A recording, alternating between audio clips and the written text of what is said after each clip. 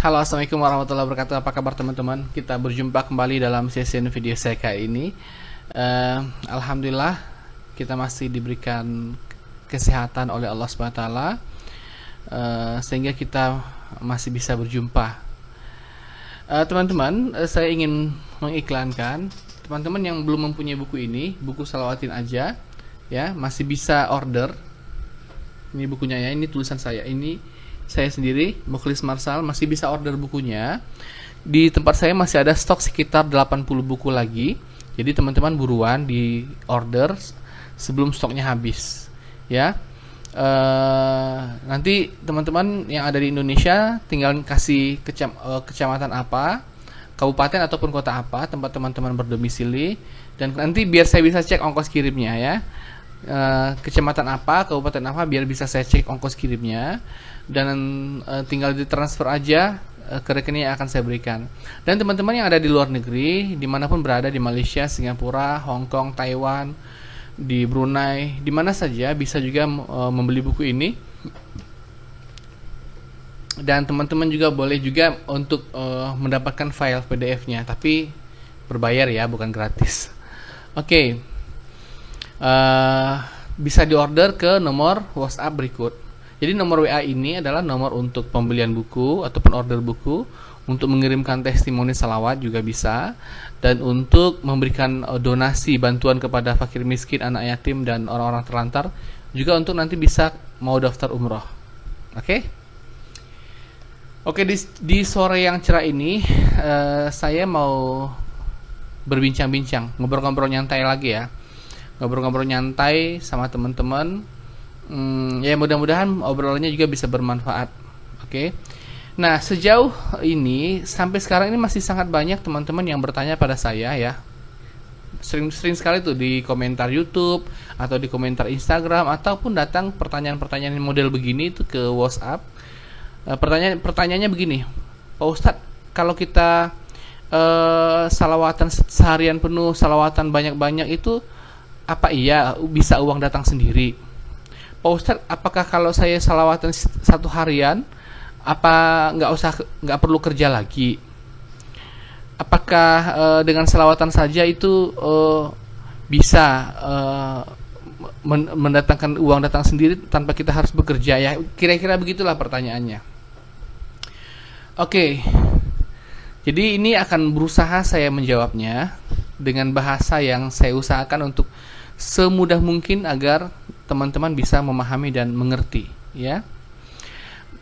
Oke, pertama yang harus dipahami bahwa salawat itu bukanlah amalan sulap, ya. Bukan amalan sulap.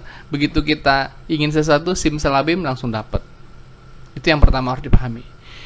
Nah, yang kedua yang juga harus dipahami adalah saya tidak pernah melarang orang untuk bekerja. Ya, di mana-mana coba perhatikan testimoni saya, ada nggak?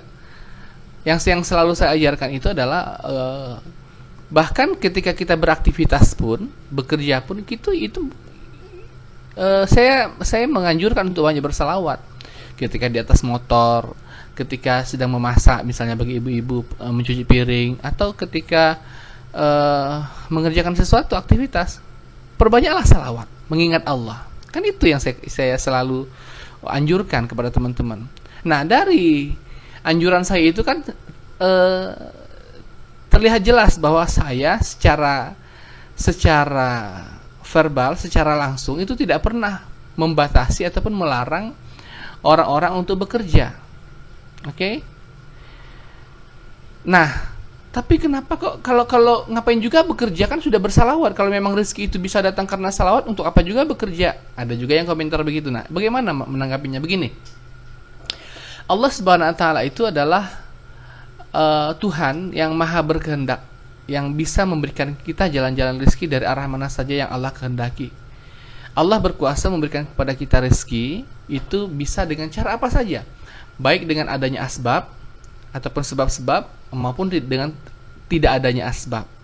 Asbab itu maksudnya apa? Sumber-sumber, sebab-sebab rezeki itu datang. Misalnya dengan bekerja tadi, ada yang jadi dokter, ada yang jadi insinyur, ada yang jadi pedagang, petani, atau apa saja. Atau tidak ada asbab, misalnya dia tidak bekerja, tidak melakukan apapun, tapi selalu saja rezekinya dicukupkan. Misalnya, ya orang-orang yang cacat, yang senantiasa mendapatkan donasi bantuan dari yayasan-yayasan rumah zakat, atau orang-orang yang bermurah hati memberikan sedekah, itu kan dia tidak bekerja, tapi dia selalu mendapatkan rezeki dari orang-orang itu. Nah, ada kalanya manusia itu dalam keadaan yang sangat memprihatinkan, tidak tahu lagi dia harus berbuat apa. Misalnya Anda sekarang berada dalam posisi ya tidak punya pekerjaan. Kemudian dalam posisi entah ada keluarga yang sakit, manakala keluarga yang sakit itu butuh biaya yang besar untuk berobat. Kemudian Anda nggak punya penghasilan untuk, jangankan untuk membiayai berobat, untuk makan saja susah. Kemudian udah begitu mana tagihan listrik, tagihan air, tagihan kontrakan rumah juga masih harus dibayar. Kalau mau jualan juga modal nggak punya. Terus udah gitu juga nggak tahu mau jualan apa juga. Udah gitu mau minjem ke teman nggak ada yang mau bantu. Ya, minta bantuan ke yayasan rumah zakat ataupun ke yayasan sosial nggak ada juga yang peduli, nggak direspon. Kalaupun direspon mungkin berbelit-belit urusannya, ya ribet banget urusannya harus ke sini, tanda tangan RT, tanda tangan ini, tanda tangan lurah, ini dan itu segala macam, ribet banget. Nah sekarang pertanyaannya, kalau Anda dalam posisi seperti itu, apa yang harus Anda lakukan? Jadi kalau apakah Anda bilang, iya kalau mau uang harus usaha dong, harus kerja, nggak bisa uang datang dari langit. Kamu bukan nggak mau kerja, tapi memang nggak tahu harus kerja apa dalam posisi seperti itu. Bayangkan apa yang harus Anda lakukan. Di saat seperti itulah kita berserah diri kepada Allah. Di saat itu kita membutuhkan Allah.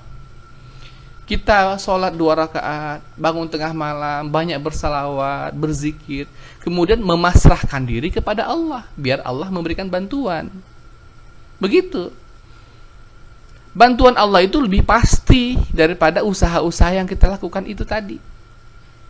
Kemudian dengan jalan-jalan seperti itu, makanya banyak bersabar, banyak bertawakal, banyak berserah diri, barulah kemudian Allah membukakan jalan-jalannya. Dan kita juga dalam meminta bantuan kepada Allah tidak bisa memaksa Allah.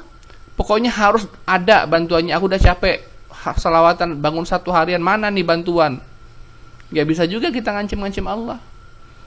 Kita sebagai hamba Allah hanya bisa meminta, berikhtiar. Jadi ikhtiar yang saya maksud, ikhtiar itu sebetulnya yaitu doa tadi, doa, salawat yang banyak, salat yang banyak, zikir yang banyak, baca Quran yang banyak. Itulah ikhtiar sebenarnya kalau kita menghadapi masalah seperti yang saya katakan tadi. Jadi jangan disalahartikan bahwa ikhtiar itu adalah kita harus usaha kerja.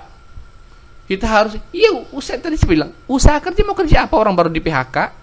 Mau kerja apa? Mau jualan, modal nggak punya, mau minjam uang nggak ada yang ngasih. Coba bayangkan. Mau kemana lagi? Semua serba tertutup. Oke, itu. Kemudian yang perlu diperhatikan juga adalah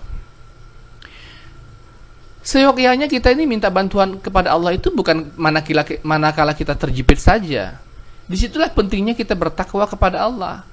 Kita kalau kita bertakwa kepada Allah dalam semua kondisi dan keadaan, apakah dalam keadaan kaya raya, dalam keadaan punya duit, dalam keadaan sehat, dalam keadaan tidak ada masalah, selalu harus bertakwa kepada Allah, menjaga sholat berjamaah bagi laki-laki, bersalawat yang banyak, setiap hari mendawamkan, walaupun tidak ada masalah, walaupun tidak ada hajat.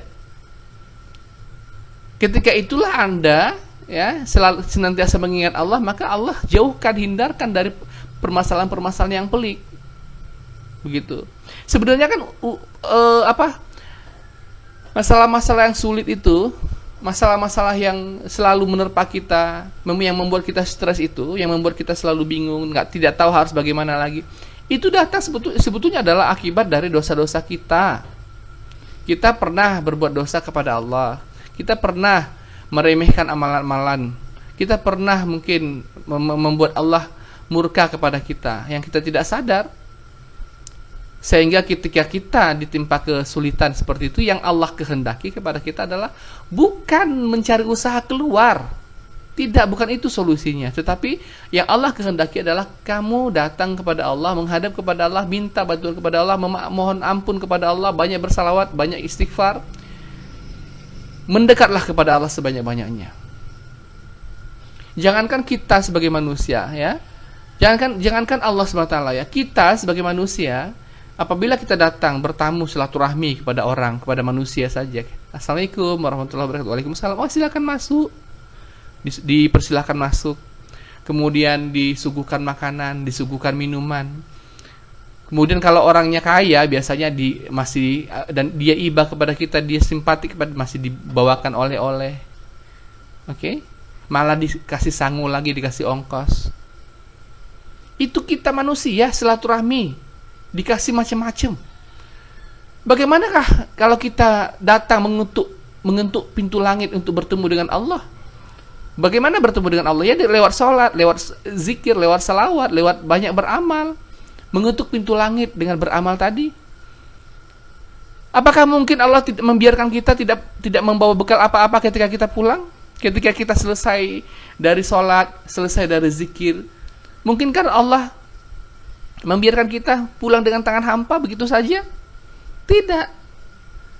Maka Allah itu sesuai dengan prasangka hambanya. Bersangka baik terus kepada Allah, yakin bahwa Allah pasti membantu. Terus ada yang bertanya, tapi kan saya sudah setiap hari Pak Ustadz, saya tahajud udah berbulan-bulan, saya sudah selawat banyak, tapi buktinya saya masih sulit-sulit juga.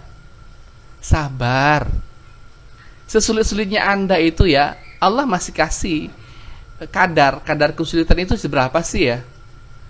Allah hanya ingin melihat kesabaran kita saja. Bukan Allah ingin menyiksa kita, bukan. Manakala kita berhasil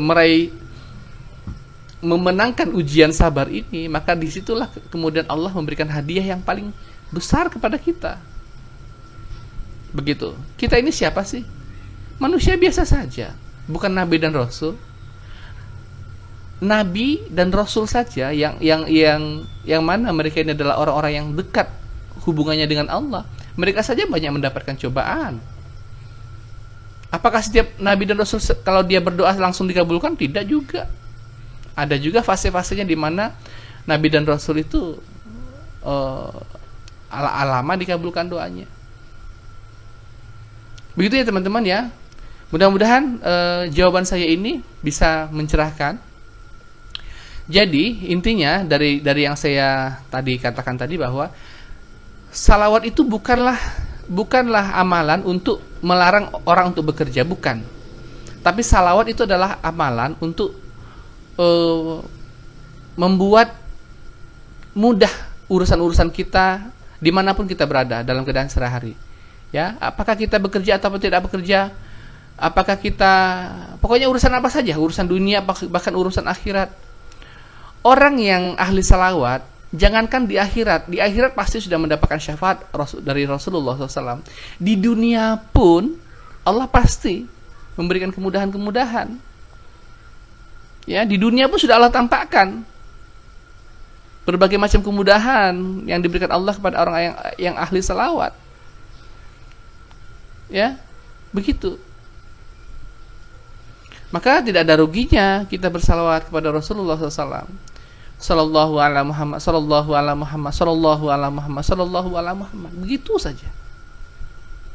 Dan salawat ini adalah cara paling pintas, cara cepat, termudah untuk mencapai sesuatu hajat.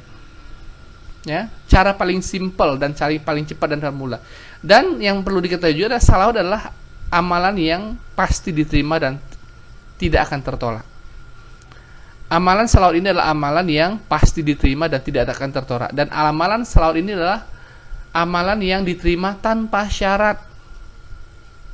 Tanpa syarat apapun. Anda bersalawat saja, insya Allah pasti diterima. Begitu teman-teman ya. Jadi silahkan Anda bersalawat, mempunyai masalah apa saja. Ya. Kalau Anda sedang menganggur, bersalawatlah. Kalau Anda sedang bekerja tapi kemudian punya masalah dengan bos, bersalawatlah. Kalau Anda bekerja tapi gajinya kurang, tidak mencukupi, bersalawatlah. Kalau Anda susah mendapatkan jodoh, bersalawatlah. Kalau Anda apapun masalah Anda, walaupun Anda tidak punya masalah saja, bersalawatlah. maka Allah akan memberikan banyak kemudahan kepada kita semua. Oke, semoga pesan yang singkat ini bisa kita amalkan bersama-sama, bisa menjadi penyemangat kita, sehingga semakin banyak lagi orang-orang yang ahli salawat. Bahkan kalau saya sendiri ya, bahkan teman-teman saya banyak juga yang mencibir sampai sekarang, ya. Mereka menuduh saya, katanya testimoni yang saya tayangkan di YouTube itu adalah settingan. Itu aja. Seolah-olah itu saya udah atur semua, nanti kalau ada yang saya wawancara itu ya nanti disetting, nanti kamu ngomong ini ya, tinggal disetting aja, lalu saya tayangkan, lalu kemudian saya viralkan. Ya, memang begitu susah untuk membentuk keyakinan, tapi manakala dia merasakan sendiri, nanti dia akan malu sendiri telah memfitnah saya, telah menuduh-nuduh saya dan memfitnah saya bahwa saya seolah-olah mengajarkan hal-hal yang tidak masuk akal, hal-hal yang nyeleneh gitu, yang tidak ada dasarnya. Oke, tapi ya silakan saja Anda percaya, alhamdulillah, tidak percaya silakan Anda buktikan dulu baru Anda berkomentar. Saya tunggu untuk teman-teman yang sudah mempunyai testimoni salawat, langsung dikirimkan kisah keajaiban salawatnya ke WhatsApp dengan nomor 0812 771 62924. Insya Allah saya akan segera menayangkan. Dan jangan lupa untuk diorder bukunya ya, saya tunggu orderannya. Sampai jumpa pada video-video saya berikutnya, dan Assalamualaikum warahmatullahi wabarakatuh.